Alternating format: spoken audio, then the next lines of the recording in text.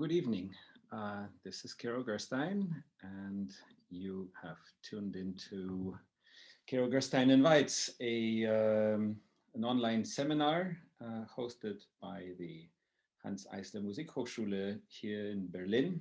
We're in a virtual space, and today is in fact the first day or the opening of the semester, and there was, some of you may have seen, there was now a broadcast of the opening celebration of the semester that is now more in person than the previous semester, but in various ways it continues in this hybrid form of digital and non-digital ways. And I'm very grateful for the support of the Hans Eisler Musikhochschule this entire last semester of 13 seminars that we have had.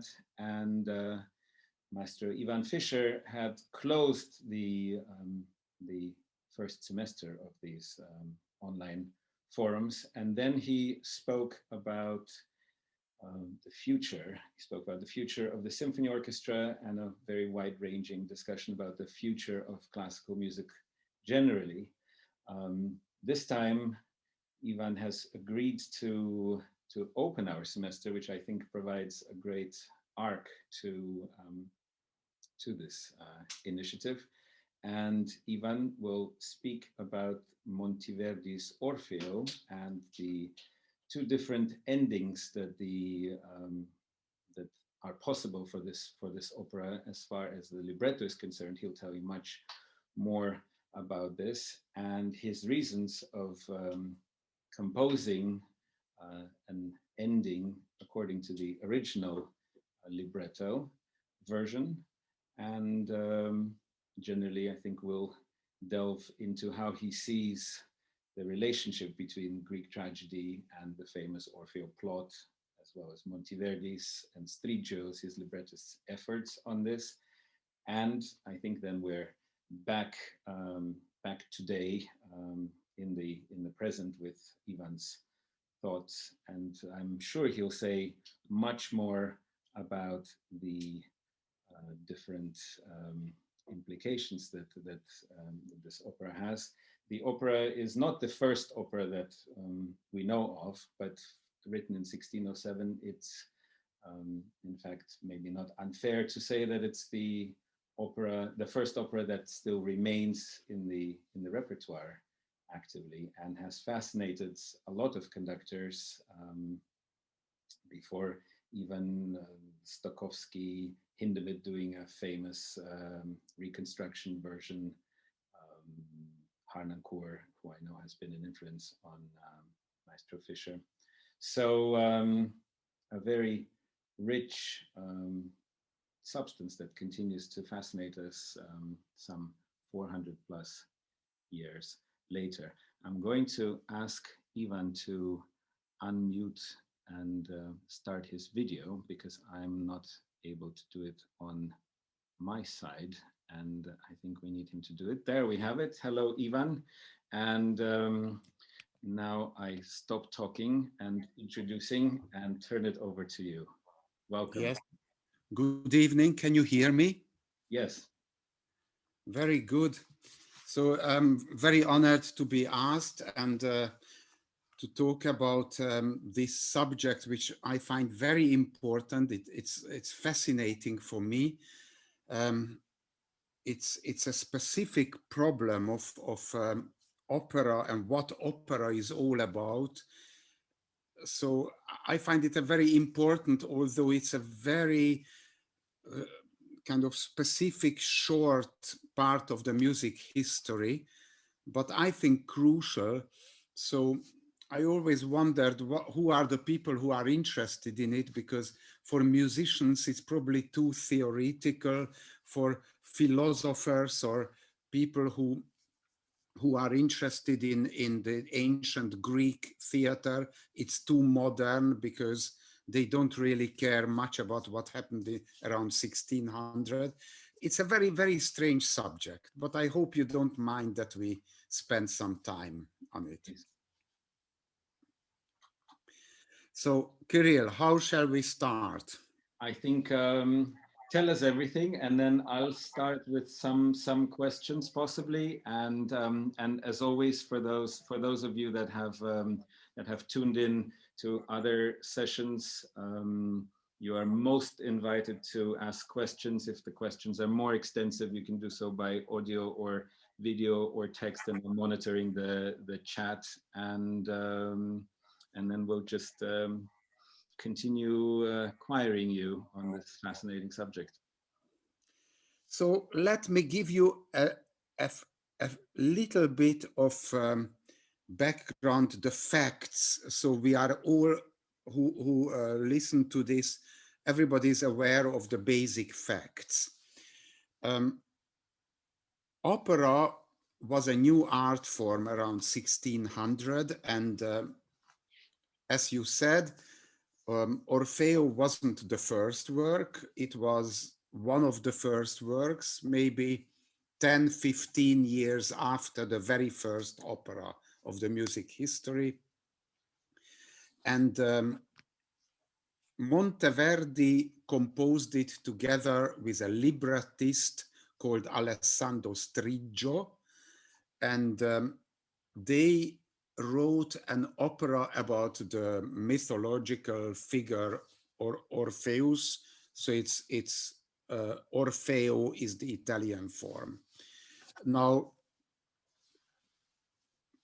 in the Greek sources, which is Ovid and Virgil, Vergilius, that's where we find the original history of the legendary singer.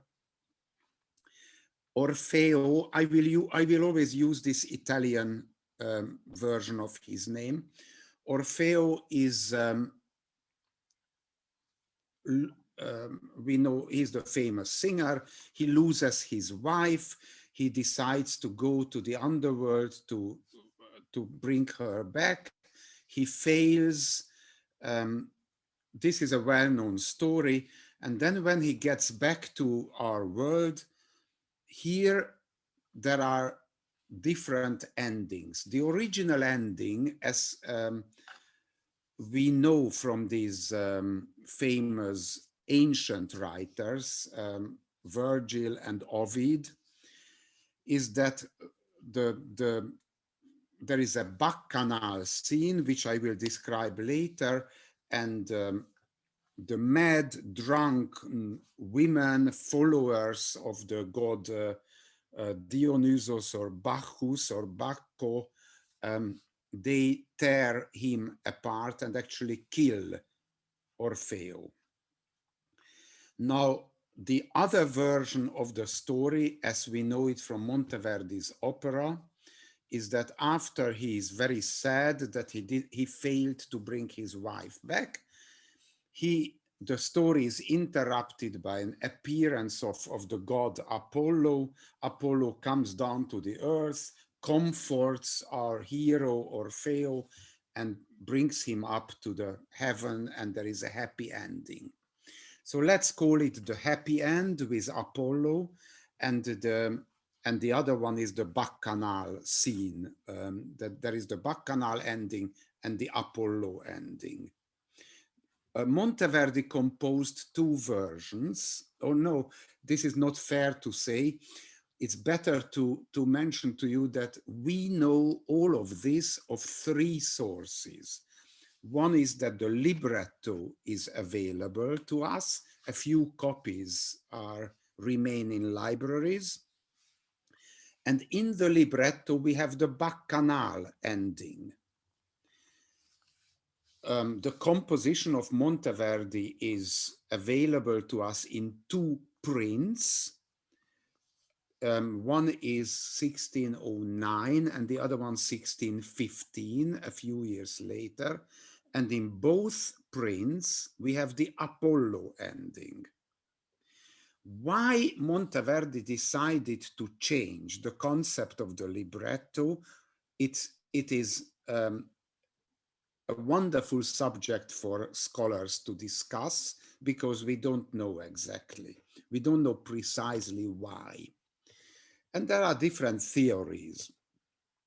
But the fact remains that there are these two endings, and the question what has been performed at the first performance in Mantova is also unclear. One can argue that probably it was performed with the bacchanal scene because we know that the audience had the libretto in their hands. This is proven. There are letters which tell us that listeners at the first performance had the printed libretto in their hands with the bacchanal ending. But there are people who argue, very good scholars, that it's not sure because a libretto was considered a work of literature, and it's not necessarily sure that the same thing was performed on stage. So it's arguable. Therefore, there are two theories. One theory is that Monteverdi did compose the bacchanal ending according to the libretto, later changed his mind and recomposed the Apollo ending. The other theory is that Monteverdi has never ever composed the bacchanal ending. He simply disagreed with the libretto and composed the Apollo ending. So more or less, these are the facts, and there are zillions of discussions of why did they change their mind, what happened, what it is. And you know, this is sometimes amusing. There is one theory, for example, which says that the original concept was the Apollo ending. Apollo descends from heaven, but because they performed it in a room without any stage machines, they couldn't do this Apollo thing. So it was a necessity that they simply composed the bacchanal scene because it was performable in a room.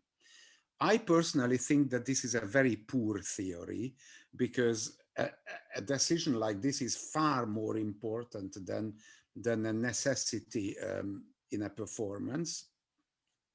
And so I tend to believe in the other type of theory, which says, which claims that there was the original bacchanal ending, but because of something, some influence, you can call it a change of taste, or you can call it censorship on behalf of the Prince of Mantua. Somebody told the Monteverdi and Striggio, no bacchanal scene, no killing of Orfeo, let's have a happy end. I personally believe in this, that there was an influence which changed the original concept. And now we come to the more exciting part of looking at this problem.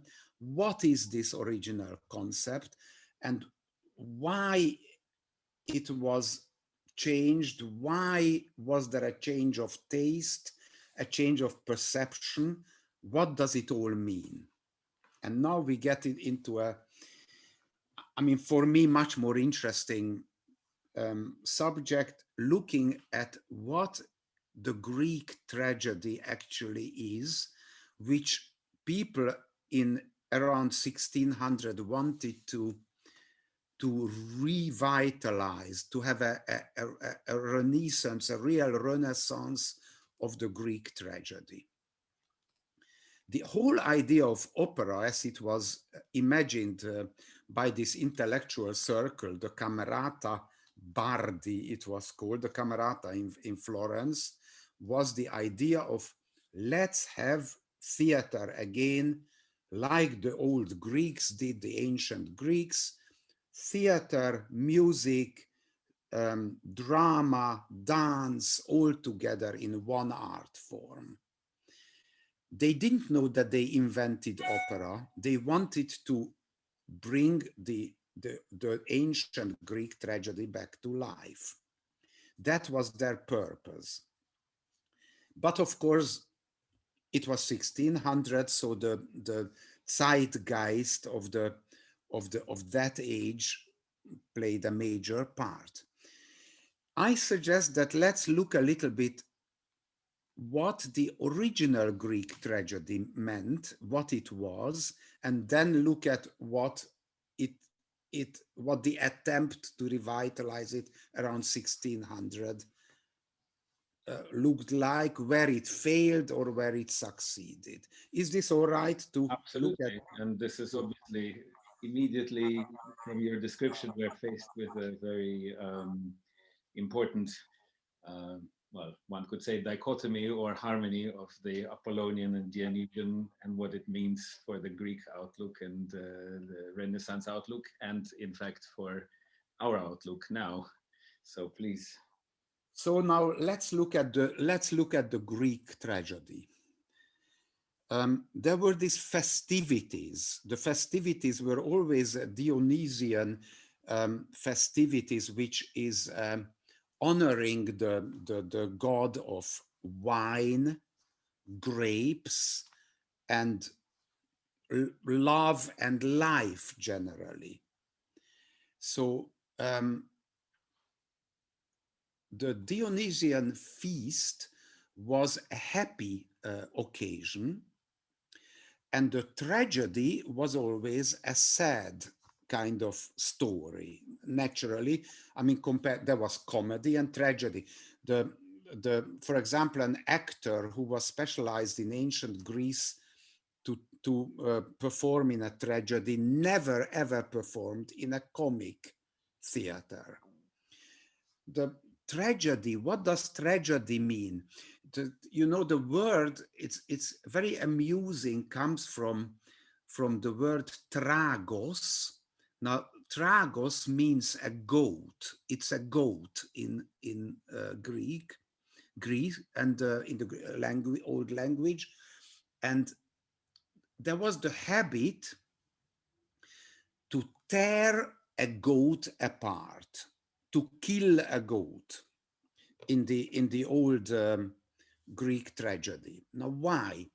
Because the goat eats the grapes, and therefore the goat was considered an enemy of the god who we honor, the god Bacchus or Dionysos. I don't know, Dionysos, however people pronounce the name. Now, tearing a goat apart was a little bit like a sacrifice, sacrificing the enemy. And this is a very important symbol of Dionysos, who, you know, in the Greek mythology, this is the god who was born twice. Because first he was normally born, then he was destroyed or killed by the you know, these titans. You know, in the mythology, the child is killed and then reborn. For the rebirth, there are various theories. It was in the leg of Zeus, or God knows what. It was a problematic birth, to put it mildly. Anyway, he was born twice. Now, this being born twice is an important symbol. For example, he's associated with wine because wine is similar. We have the grapes, the fruit, and we have to destroy the grapes, heat it, press it, kill it, so it can be reborn as wine. First, it's a fruit, destroy it, rebirth as wine. That's why the wine is symbolized with this particular Greek god. Now, drinking wine celebration and the killing of an animal, it wasn't always a goat, but killing of somebody or something. Sometimes it was a person, sometimes another animal. In the festivities, there was a tragedy being performed, and the tragedy always ended with the destroying or killing of somebody. Then there was a satirical play. The satire play, it was actually a satire of the same tragedy or maybe another tragedy. And that led to the festivities. Now, if you look at it from an experience point of view, I actually I find it very exciting that in order to feel good, in order to have a great festivity, feast, eating, drinking, laughing, enjoying a happy moment, it's good to go through a tragedy, go through a satire of the tragedy, and then you can have fun. So I just wanted to mention what the Greek tragedy's origin was. And now let's jump to 1600 and see how people wanted to bring it back to life. The idea of killing Orfeo fits perfectly in the Greek tragedies. First of all, the tradition, and it also is the original story of this legendary musician or the father of all musicians. Very soon, this was a problem for the people of around 1600, for these courts, for the dukes, for the audiences in general, because they knew a lot about the Greek theater, but here they probably missed something, because one after the other of these early operas which are available to us, they changed the endings. There was an Euridice. This was one of the earlier ones. You know, Peri, the composer. Actually, it's considered probably the very first opera. The ending was finished. It's the same story, but there is no killing. There is a happy end. And this went on and on from 1600, even in the next 100 or 150 years. People always changed the outcome of the operas and created some kind of artificial change of the original story. For example, Gluck, I mean, obviously much later in the 18th century, in his Orfeo et Euridice, Gluck suddenly interrupts the story where Orfeo looks back at Euridice and should be punished. In Gluck's opera, he's not punished, but excused, forgiven, and everybody is happy and he gets his Euridice back. So there was a very strong feeling of lieto fine, the happy ending of the early Italian opera, which was more important than sticking to the two things, the original story and the original meaning of going through a tragedy in order to have a festivity. So one can say that there was an attempt to revitalize the old Greek theater, but it immediately failed because of the taste of the time or the rules what these courts gave to or pressure they exercised on composers and librettists. All the early operas either create an artificial happy end, or like in our case, first there was a concept of doing it like the original Greek theater, and then made the compromise and created the happy end. So I personally feel that, although obviously it was the last choice of Monteverdi, it was his last wish, this was how he printed his opera, but I feel that it was a compromise. It was a compromise to somebody, or what was expected from him. I don't know precisely, but the original concept, as we have in the libretto, is the real revitalization of the old ancient Greek theater, and that fascinates me. Do you think that it's a matter of the taste or the pressures, so let's say social pressures, though it's related, or is this also a struggle between, let's say, the earlier ancient Greek worldview and the Christianity view and the Christian idea that fits more the Apollonian ending of the libretto, where Apollo takes Orfeo, in fact, to heaven, where he is to meet Eurydice as a representation in the stars. Do you think a religious context may have influenced it, in your opinion? Well, it's very interesting what you say.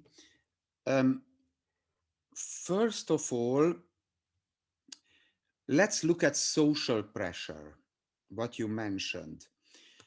We know that this opera has a source. It was based on a theater piece, or a music theater piece, of about 100 years earlier. There was the work of Poliziano. Poliziano wrote an opera on Orfeo, or a theater piece. It's, of course, in the 15th century. And it has the bacchanal ending. So it's the Striggio's libretto of 1607 is very similar to Poliziano's 100 years earlier. But there is a very interesting difference. Poliziano is much more rough. Orfeo gets really killed, and there are aggressive words by this Bacchante, the women who kill him. Compared to Poliziano, Striggio's libretto is very moderate. It's not so aggressive. We don't see Orfeo being killed. We don't have any strong words in it. It's all referred to that, well, Orfeo cannot run away. He will be revenged by the gods. So it's only referred to in a very elegant and moderate way. This difference between Poliziano and Striggio, this tells me that Striggio, although he was courageous to refer to Orfeo's killing instead of a happy end, he did it in a careful way, like somebody with a little bit of self-censorship, of not going too far. So it tells me that there must have been social pressure of no killing, please, no blood on stage at the end, but please do something pleasant. So he managed to do something pleasant. It's a happy feast of a kind of festive scene of the Bacchante, referring to killing Orfeo. 100 years earlier, Poliziano was less careful. So there must have been social pressure, and the social pressure probably increased. Striggio crossed the line, and the social pressure said, even this we don't want. Let's have a Deus ex machina, Apollo arriving from the heavens, and happy ending. But the other idea you suggest, the Christian element, this is very important. Now, I don't want to be too long, but let's go back to Plato. Plato writes about Orpheus or Orfeo in a very interestingly, very critical manner. He considers that Orfeo is not a hero. A real hero, Plato says, is somebody who is willing to die if the lover or the wife or husband died. Look at, for example, there is Alceste in Italian, Alceste, there are many operas about this story, who is willing to die in order to save her husband. Or look at the story of the dead Patroclus, the friend of Achilles, who is willing to die because his lover friend died. Plato compares these two heroes to Orpheus and says he was weak. He was not strong enough to die, but he wanted to go to the underworld and plead to get her back and try with his artistry to manipulate the gods of the underworld to get Eurydice back. So in the eyes of Plato, Orfeo is an anti-hero, somebody who is not a real hero. A loser, we would say today, not a great. Yeah, this has become a popular word on Twitter, especially. Yes, Orfeo is a loser, and I would agree with this. He's not a hero. He's an artist, and as an artist, he believes that with his art he can influence the gods of the underworld, and that he can change history, change the fate which killed his wife. And of course, it doesn't work because he's not strong enough to follow the rule. He looks back, although he's told he's not allowed to look back on the way back to the earth, which of course the god of the underworld, Pluto in this opera, he knew perfectly well that Orfeo will not keep his promise. So therefore, Orfeo is a loser. Now, there is the Platonic view of Orfeo, which I just talked about, and then there is the Neoplatonic look on this figure Orfeo. Neoplatonic goes through the Middle Ages. It's a perception of the Platonic thinking influenced by Christian thinking. And this created a new vision, which very briefly is centered on spiritual love, on a more Apollonian perception of Orfeo. We all use this phrase of Platonic love. Platonic love in our modern understanding is if you love somebody, but it's not materializing, it's not really happening, you just have this spiritual desire for a person. But in the Neoplatonic idea, the Neoplatonic love, it means a non-material love, a purely spiritual love for somebody. And this is true that this Neoplatonic idea of perception of Orfeo influenced the time of Monteverdi.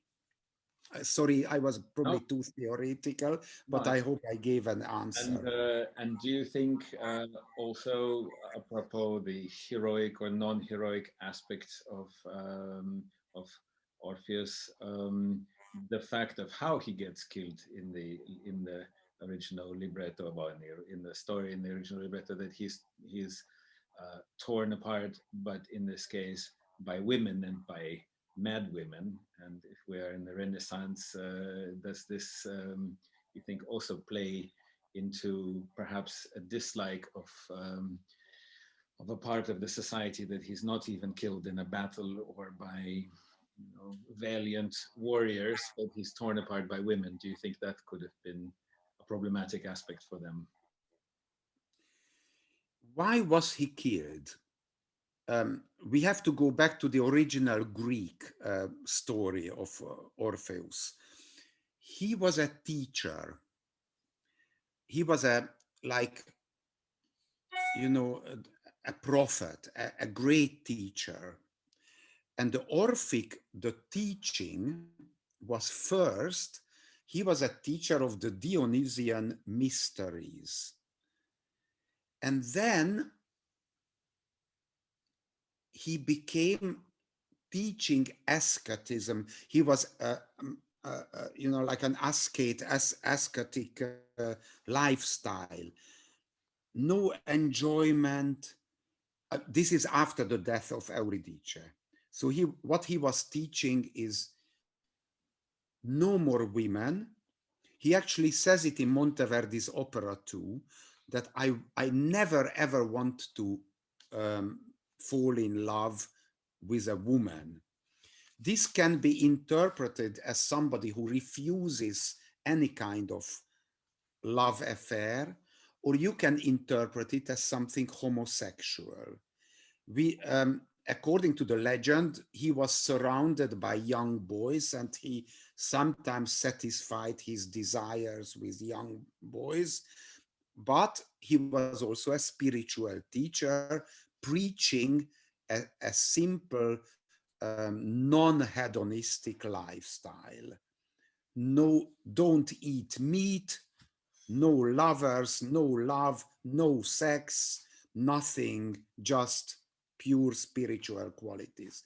So actually he became more and more an Apollonian figure, and he betrayed his original idol, the god Dionysus, whose followers, the drunken women, are angry with him because he was a traitor of the original Dionysian mysteries, and that is why they kill him. And so this is very clear in the mythology. Speaking about the conflict of teaching and actions, isn't there a Hungarian proverb that the priest preaches water but drinks wine? Yes, but I don't think it would be fair to say that Orpheus did that. He was really preaching the ascetic lifestyle, and there are many theories who see him as a forerunner of Jesus, who is also preaching poverty and no sensual love and all those things. But this goes through the history, and probably Orpheus was the first teacher preaching this kind of non-hedonistic life. But he was a traitor of the other extreme, obviously. Now,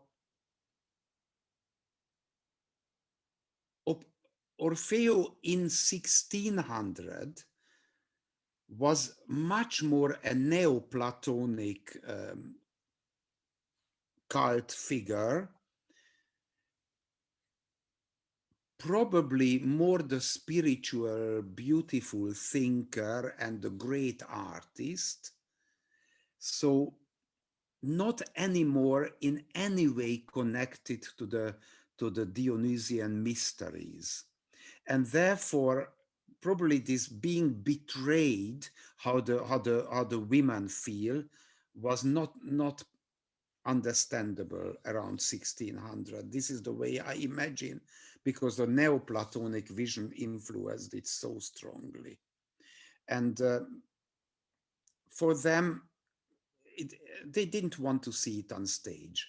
They wanted to see, and I must say also the way Monteverdi composes this figure is, he is a lyrical artist, a hero. There is nothing critical in Monteverdi's operas. We love him. We feel sympathy with Orfeo in the opera, and he's extremely lyrical, a dreamer, an artist who fails and then who is then comforted by Apollo. It's a little distant from the original Greek. Definitely the way Plato describes him as a loser. Yes, I'm sure we'll return to this number of times in our conversation. But I think it would be interesting to hear also about the practical implications and problems of your, in some ways, stepping into Monteverdi's shoes or wearing your own shoes and composing music to go with the rest of the opera. And I think not everybody here might be aware of the problems of performing Monteverdi's Orfeo as far as orchestration and how much ornamentation there may be. So if you could talk about some of the extant problems of putting a version of Orfeo on, and then also I think it would be unique to hear from you the problems and solutions of actually composing music that goes with Monteverdi's. Well, of course, what I did was an outrageous blasphemy, that I simply wanted to recreate the original concept as preserved in the libretto, and I changed the famous ending composed by Monteverdi. I took out the Apollo scene and composed the music on the libretto of Striggio of the last finale, because I hope everybody understands, we don't have music of that libretto available. Maybe Monteverdi composed it and threw it away, or he has never composed it. We don't know for sure. So I took the libretto and composed the last scene because I wanted to restore the bacchanal ending of the opera. I had a choice. Of course, I could do what, for example, Berio does. Berio very often took old compositions and composed an addition to them. I give you an example. For example, there is a symphony by Schubert, which we only have in fragments, a few fragments, and Berio took those fragments and composed a full performable symphony. But Berio did it in a completely modern style. So we hear sometimes Schubert and sometimes we jump to the 20th century and like we hear the radio transmitter switching to different. Yes, exactly. It's completely black and white. Now, I find it a very honest and very respectable way of doing it. It reminds me on architecture, because I'm sure you have seen churches where the back of it is in a Gothic style and the front was burned down, and in the 18th century a Baroque church was built, and you have a Gothic back and a Baroque front. Why not mix styles? I mean, there's nothing wrong with mixing styles, and what Berio did is great. Now, I didn't choose that direction because intuitively what interested me more was how the whole opera works with this ending. So I composed the last scene in a completely, let's call it, fake Monteverdi style. it's a little bit different. I have to admit that I used many stylistic elements of the later Monteverdi compared to the Orfeo. Orfeo is early, and then the other operas like Poppea, Ulisse are 30 years later, and Monteverdi uses a few things which he didn't before, and I inserted, so you could say that what I composed has elements of the later Monteverdi too. And I did it because I think this scene, as a scene in the opera, is very different. This Bacchanalia, it's a crazy drunken orgy, and it needs a little different type of music than this lyrical, spiritual story of Orpheus. But it's purely Monteverdi style. My ambition was that you don't notice the moment when Monteverdi's music finishes and my one starts. I'm sure a few experts would immediately say, no, this is, from here it's fake.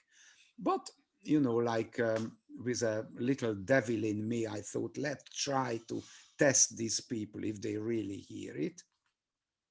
So I composed it in his style. Now it's not terribly difficult. You just have to study it and get it in your head and look at the way he uses harmonies. He uses lines and intervals and ornamented elements. So it's not terribly difficult to falsify Monteverdi, but it was fun to do. And also, I have to say, I did something which is extremely sort of Puritan, that I could have composed something more dramatic. But because Striggio in his libretto is very careful and moderate about the cruelty of the killing, I also thought I will be very moderate about the tragic element of it. It will be a happy dance scene with referring only to the death of Monteverdi and not really showing the cruelty, neither in the music nor in the production, which I did for this performance a year ago, because I did the staging, everything. So it was very important for me that it's an experiment to really revitalize the Greek tragedy, something which Monteverdi and Striggio failed to do around 1600. So my real ambition was not to, you know, show the world that my ending is better than Monteverdi's. Of course it's not. But my ending is more true to the meaning of the Greek tragedy than his. And this was really my ambition. It's a brilliant task and I think a brilliant execution. Since you said the little devil in you, and so since we are in partly so right now in the devil's workshop, I can't resist to ask: do you try to do you end up reusing material from earlier in the opera and composing in that sense, or do you really come up with new material entirely? Or so of course in the style, do you take motives or things in turns that have already appeared earlier to generate more of the music? I didn't steal, so I didn't take you know, bits and pieces and put it in. It was, for me, it was more important to study the compositional style. I can give you one tiny example to illustrate that. For example, the way Monteverdi uses the intervals in his melodies I figured out that he um, loves the fourth.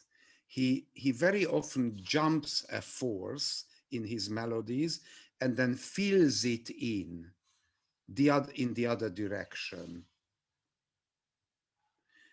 This may sound very theoretical, but if you imagine that a singer sings a sort of team, you start with this note and you go ta, ri, ri, ri, ri, ra, ri, ri, or you go ti, or, ra, ri, ti, or, ri, ri, ri. This jumping a fourth and then feeling it in the other direction is something Monteverdi, it's like his signature. If you really look at his madrigals, scherzi musicali, operas, whatever, it's always there. So I used this type of techniques all the time to make it sound like Monteverdi. But Kirill, if you want to, maybe now it would be interesting to look again to this little film, and then Yeah, you can, let's. because I think now the people first time know. was not entirely successful in computer sharing, but I think this. Because I want to say what one hears, one sees the happy dancing of these drunken women who have all kinds of fun. Then they make a parody of Venus, where I use this gimmick of making an image like Botticelli's painting, but that's purely a little joke. And, and then meanwhile, you only see the instrument, which is the symbol of Orpheus with his garment floating away on the river. And this is also in the Greek mythology, that the lyre, or this instrument, was sounding from the water even after the death of Orpheus. Yeah, so let's watch this again.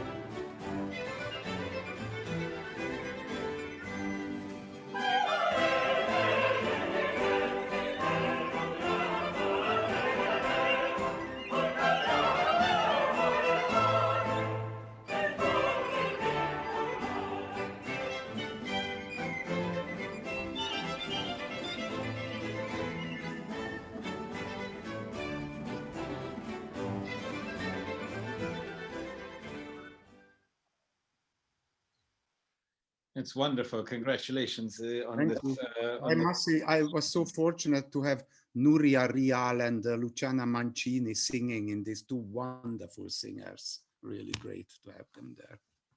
Yes, it sounds wonderful.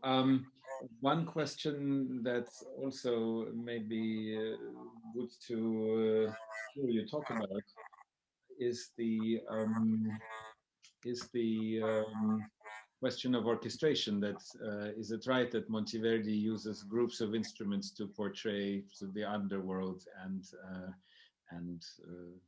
the actual world, so to say, and I think in this scene also uh, you continue using that, so it would be interesting to hear you talk about that as well.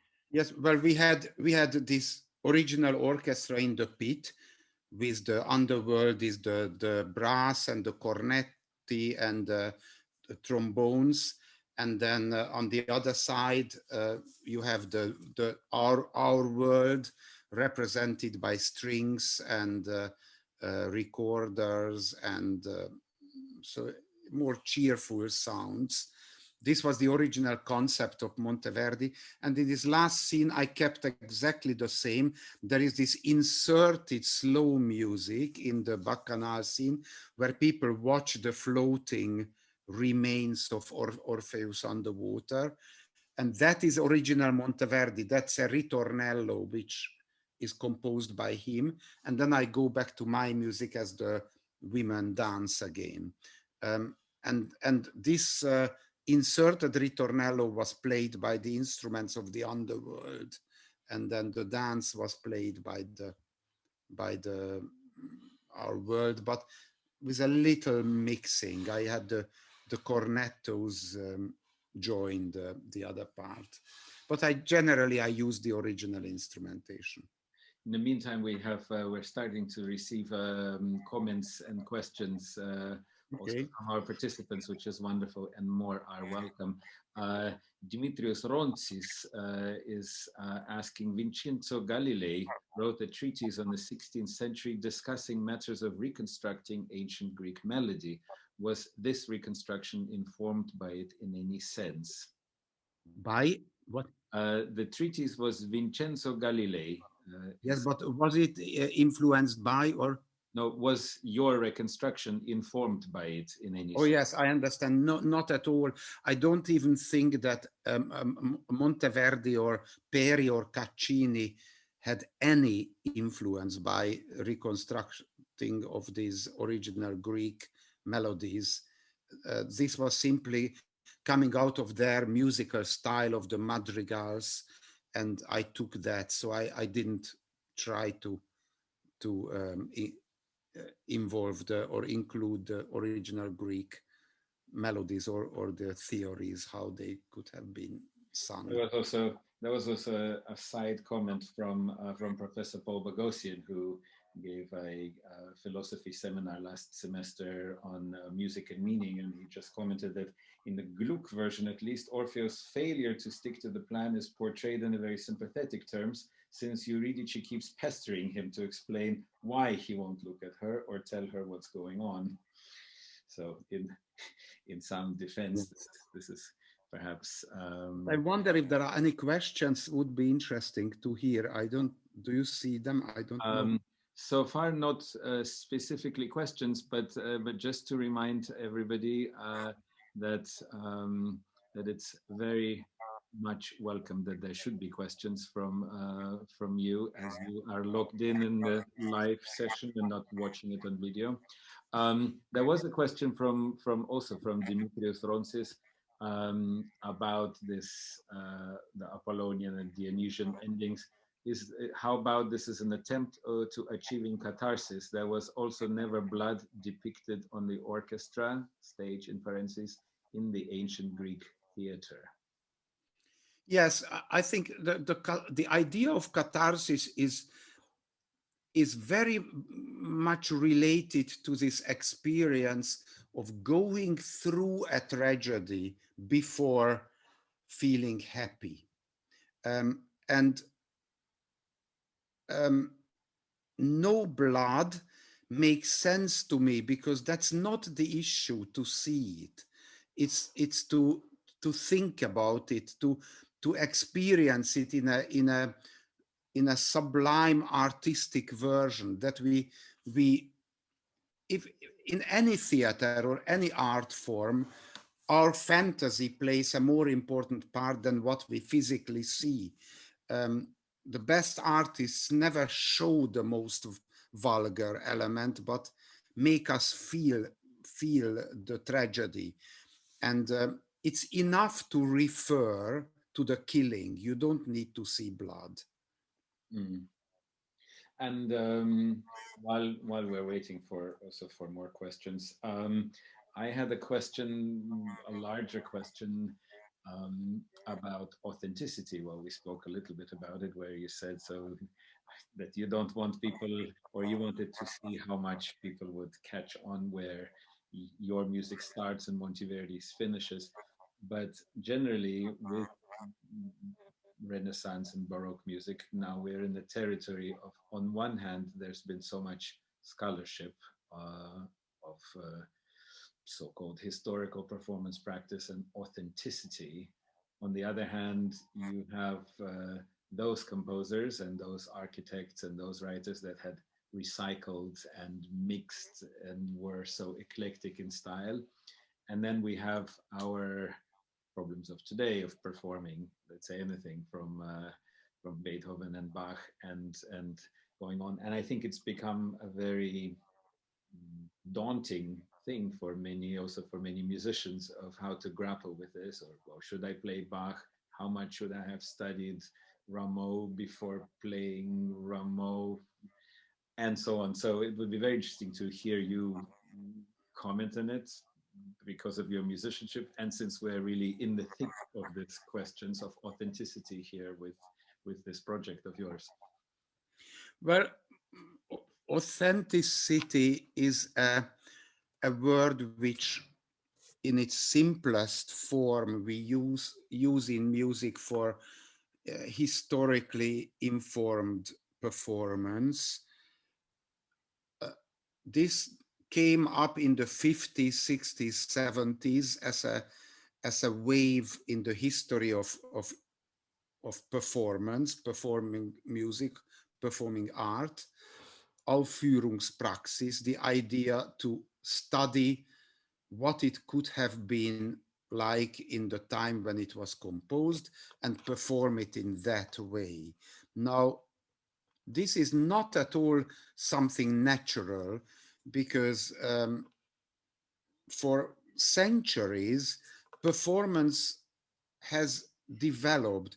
One usually performs the way the teacher told me to, or I learned it from a teacher, the teacher learned it from another teacher, but gradually things change as innovations come in. A boom flute was different than the original traverso, so things change.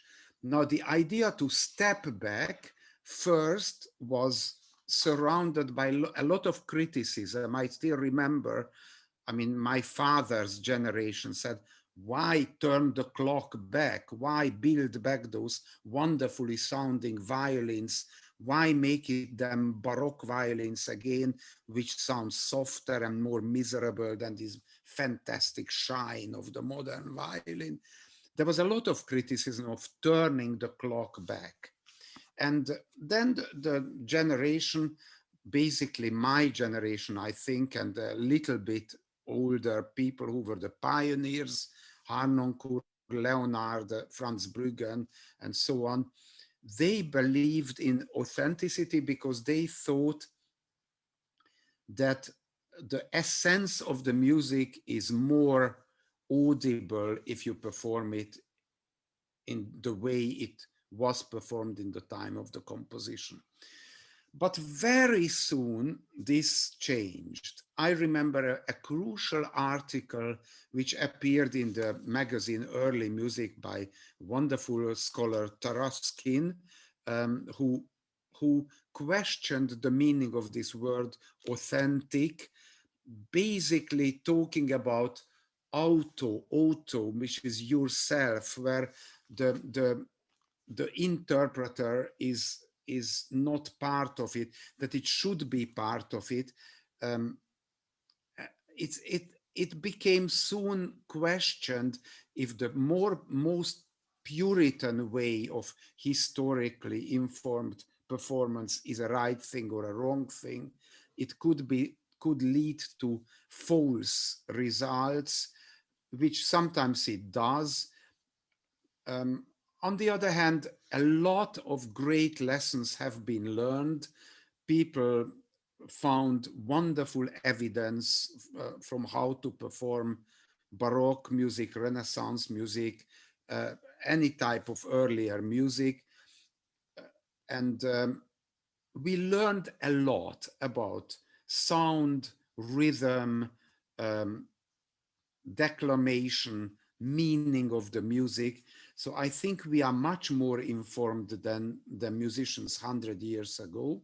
And now we probably enter a new phase where performing as then is not anymore an exciting exercise for most young musicians. What I see is that the young generation picks up the information of our generation and uses it in a creative way, and that's perfectly all right. Yeah, so it's also interesting to observe how people like Harnoncourt, from being outsiders and sort of revolutionaries, became a part of the mainstream, and how this is such a eternal turnover of the outsiders becoming mainstream, and then sometimes having, I think, a problem with that, with no longer having the outsider status. In the meantime, there is a question from Donato Cabrera, conductor, fellow conductor. Is there two questions? I'll start with the second one. Perhaps maybe it's a more general one. Many conductors have wished to direct their own shows, but few have had the courage to actually do it.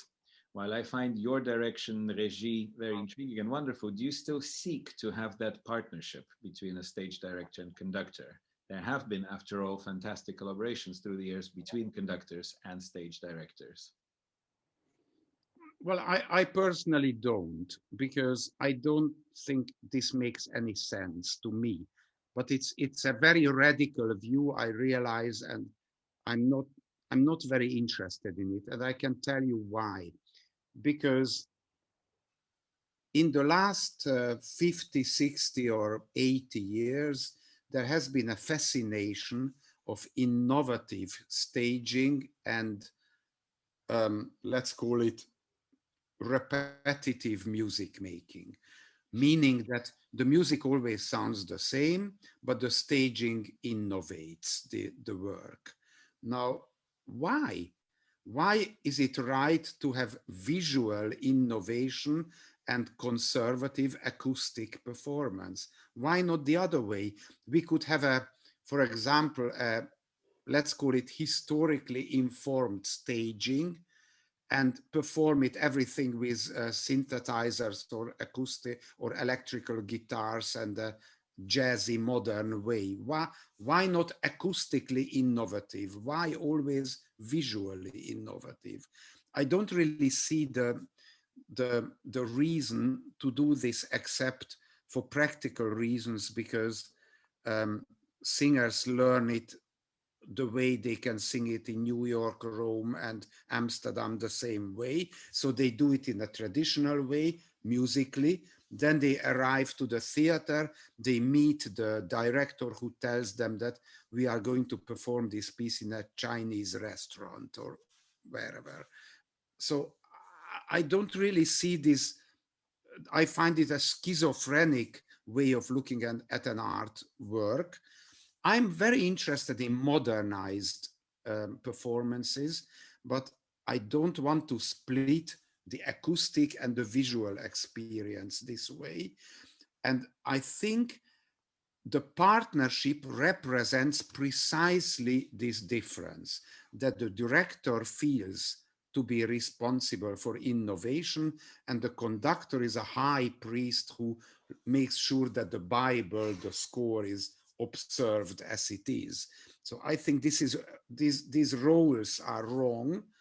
I'm not interested in being the high priest in the pit and leaving the innovation to somebody else. So personally, I don't do it.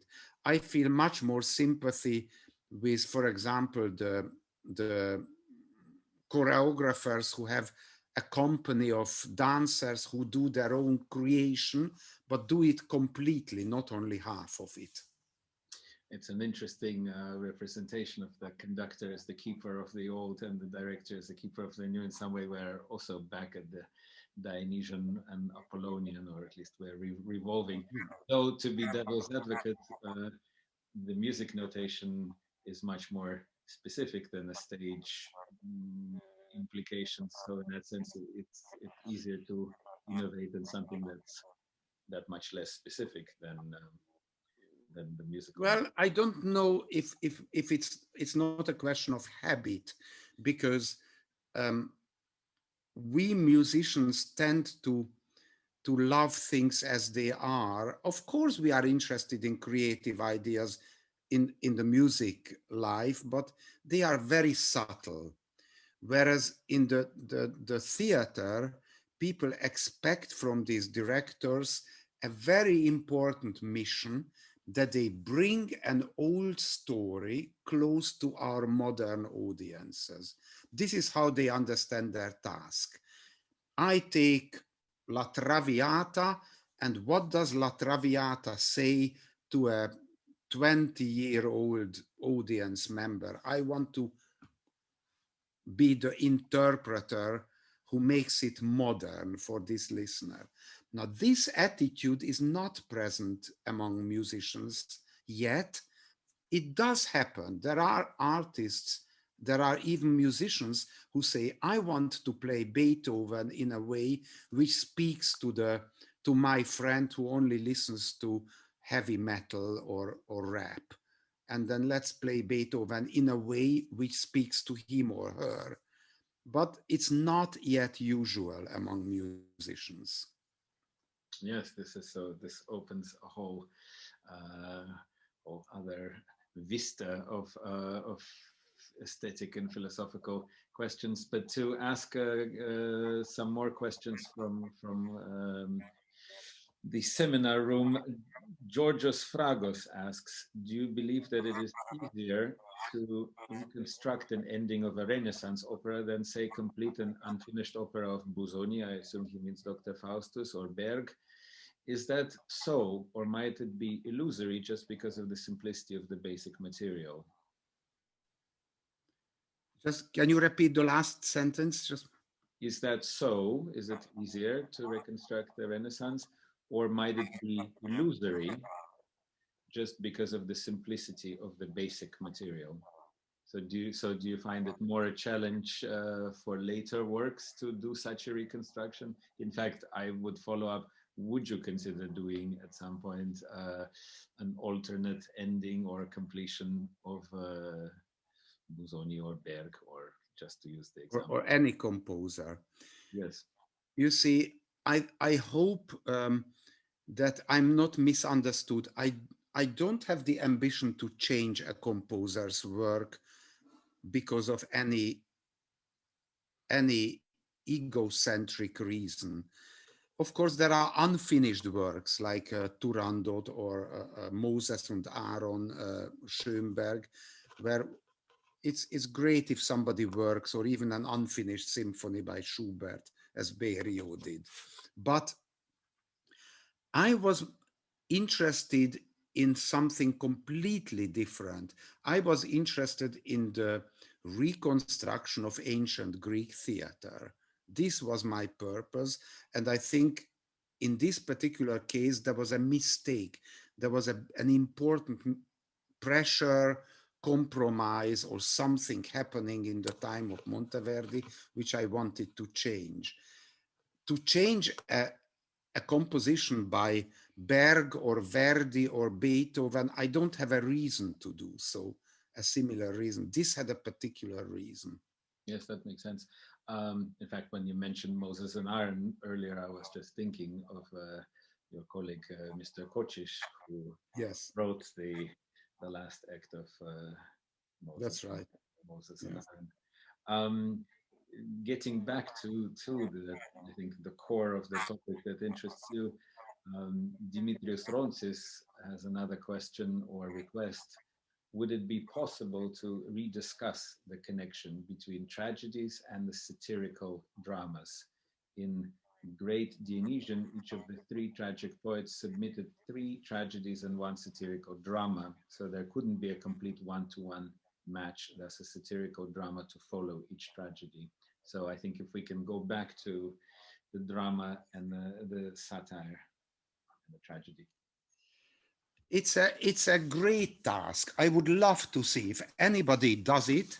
I would go immediately to the theater. I would love to see the um, connection as a tragedy is performed, it's finished, and now comes the satire, the satirical play of maybe that the same subject or another subject. It would be wonderful to experience that because it was important for the ancient Greek to have that order of the two things. Um, I think it's a great task, and maybe if I can encourage people to take it on, I would be extremely happy. It's a wonderful idea. Well, and perhaps there are some ways that this could have implications for reimagining what our concert evenings look like in terms of programming and the kinds of pieces that are programmed and in which order, especially in this time that now it seems that the kind of concert template is anyway being changed with no intermissions or repeated performances or several performances in one evening. Are you thinking in this direction, or actually, in fact, what are your thoughts on the changing of the programs in this epoch, era, or year? I don't know. It's very scary because it drags on this virus and the way people try to compromise is, I think, very poor.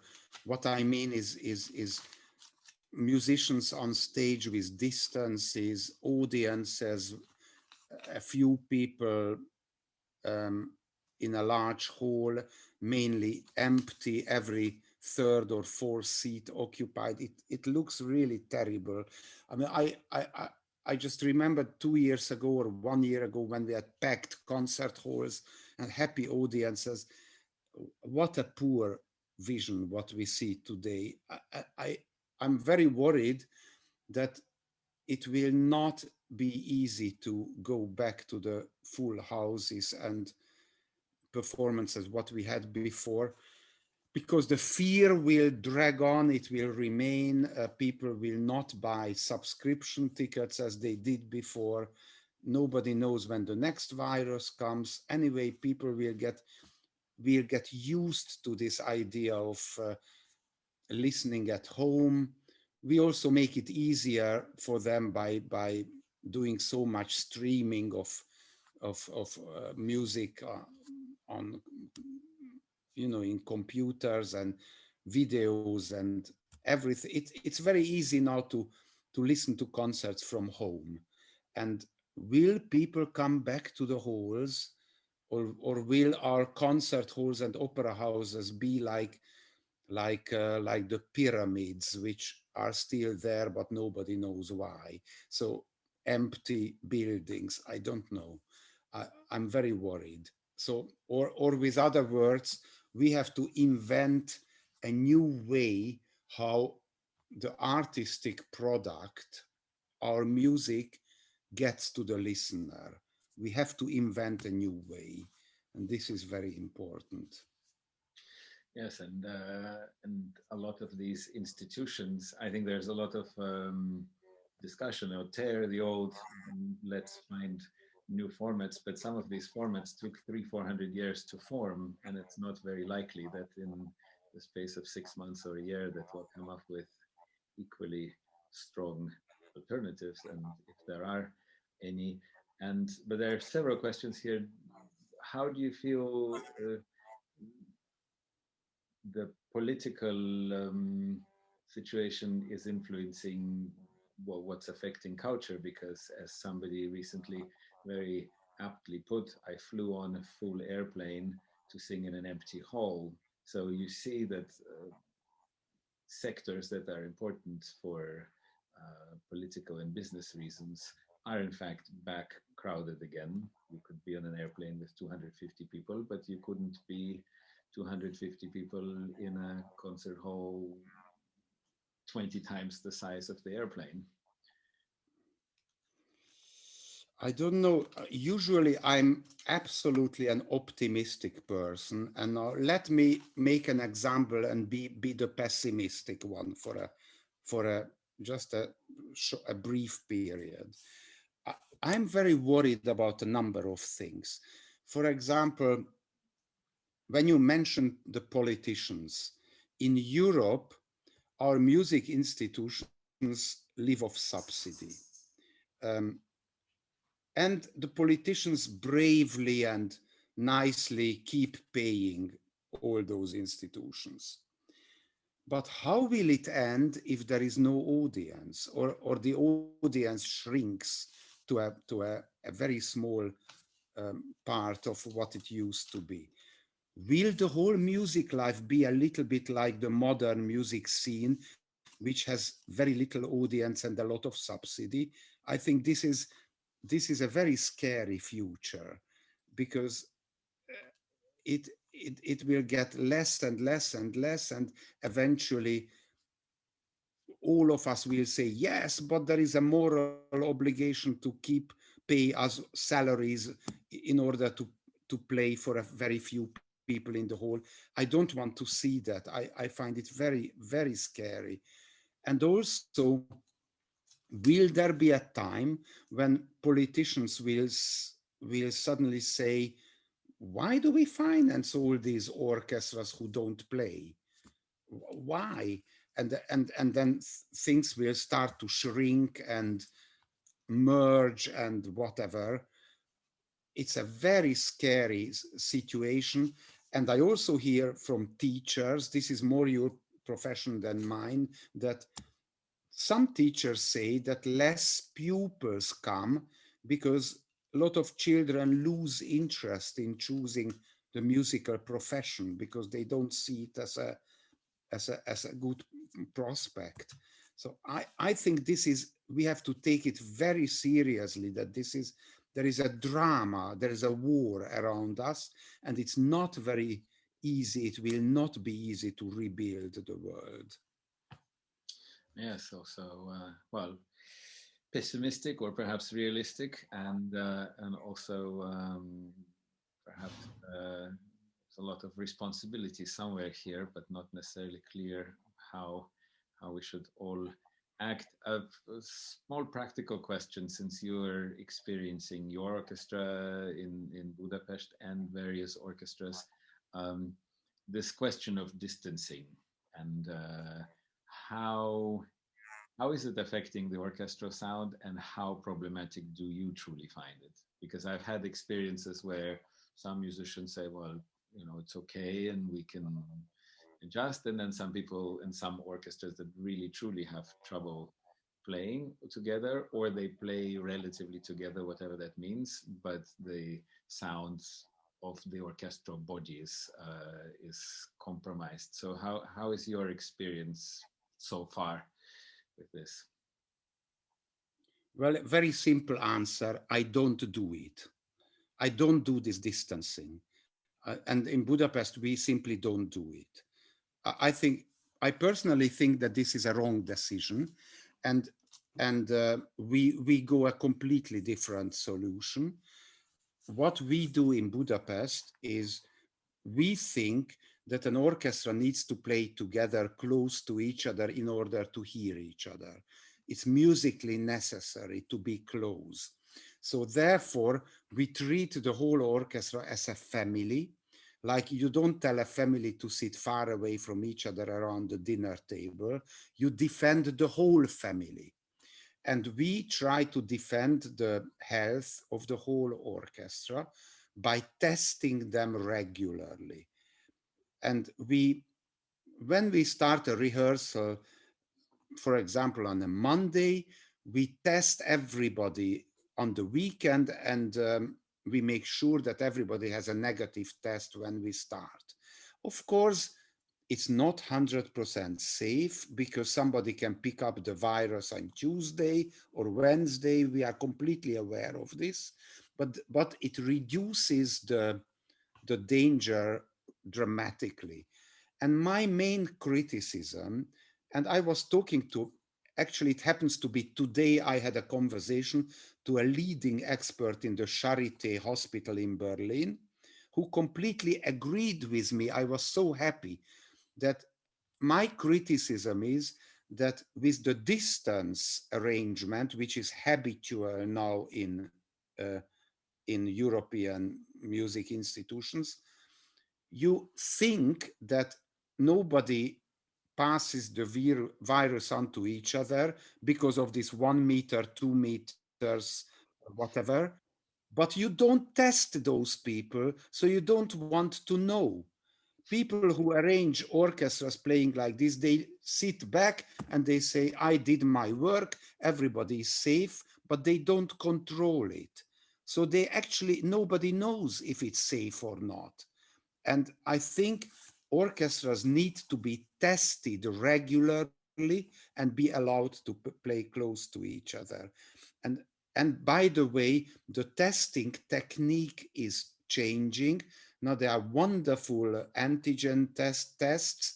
There is a new generation coming out of immediate tests. So you can you can keep the positive people out of the orchestra and have other people playing normally close to each other. And this is what we are doing. To be slightly, to bring in some more whiff of optimism, there's a comment from Ronald Vermeulen from Lyon, who says, I agree with Ivan, but at the moment we see here in Lyon that people do want to come back to the concert hall. We can play for 1,000 people per concert and they are there, exclamation point. We have to actually limit the sales. So That's great. I congratulations. I'm very happy that people come back in Lyon. It probably differs from city to city. yes, I think we'll really see. Also, it will be interesting in the United States when concert life tries to resume, and since also the demographics of the population and the classical music audience are different. Yes, but I'm mainly worried about, because wherever there is subsidy, like if it's in Berlin or Lyon or Budapest, does it really matter how many people sit in the hall until the politicians keep orchestras alive? It works. And the same will be true to American orchestras, because there is philanthropy, they have their sponsors, they will somehow survive. But what will happen to the art form who are absolutely dependent on ticket sales, like Broadway, for example? Broadway is closed until the 6th of January. Let's see how many people buy tickets when it reopens. And then it can collapse if people still have fear. Yes, it's a very scary prospect. Turning back or returning back to Yes. Monteverdi to achieve a full circle. Incidentally, is there a place where all our participants could see your production of Monteverdi? Is there of the Orfeo? Is there a video of the production that will be released publicly, or if it is already available somewhere publicly that we could point everybody to?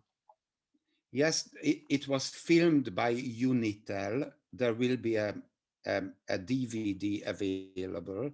So I don't know when they bring it out. I hope soon.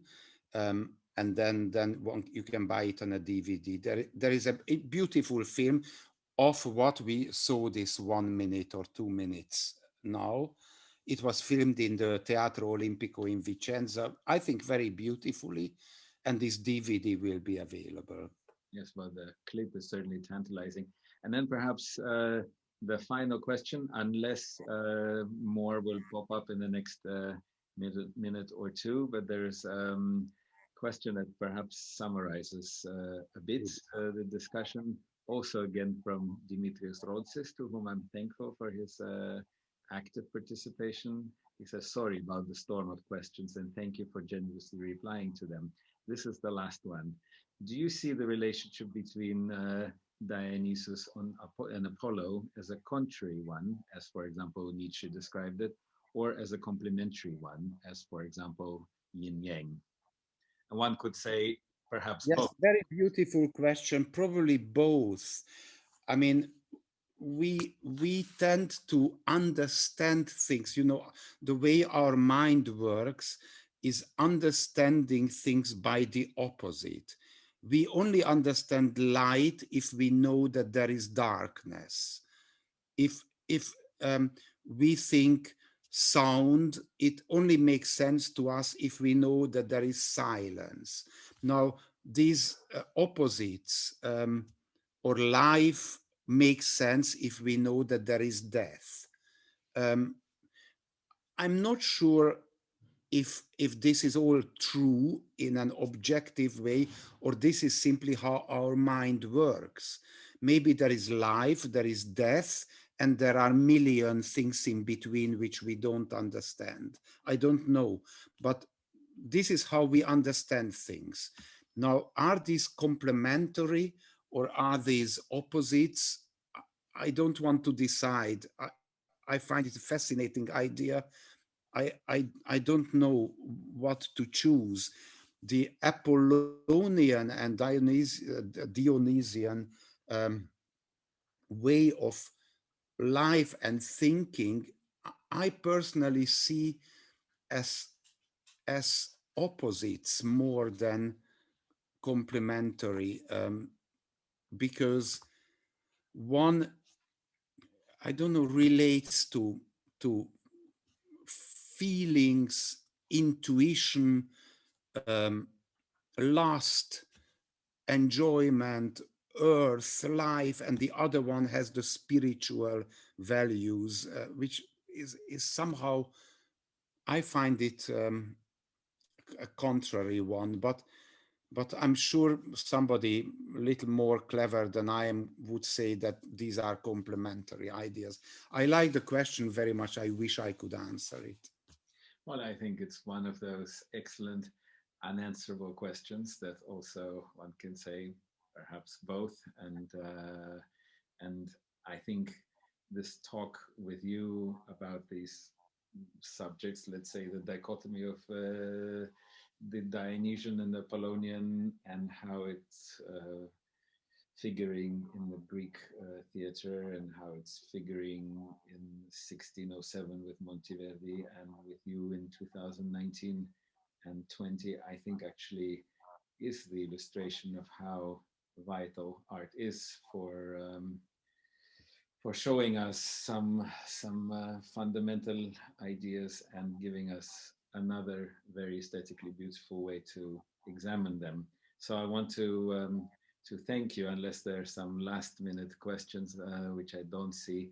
I want to thank you for agreeing to talk to us, and I think for really opening so many um, more questions about this subject, and for giving us an answer in your completion of this original libretto ending of Monteverdi's Orfeo. I think we all look forward to the complete recording when we can see. There was an earlier comment from Ferenc Gabor, who said it was one of my greatest musical experience in my life. I was so happy to be there in the performance. Bravi tutti. So we can only be jealous and impatient to see it ourselves. And I hope that also we'll be able to see you in the future in these seminars and to hear you talk, well, really about anything. But I want to thank you for today and for talking to us about Monteverdi. Thank you, Kirill. It's been a pleasure and an honor. Thank you very much. Wish you a lot of success with the future. Thank you. And then for everybody, you will get an email with the next speaker the following week. And I hope to be seeing all of you and your friends and other interested people here, and to your questions and participation, for which I'm very thankful. So for now, be well and good night. Thank you, Ivan. Good night. Goodbye. Good night.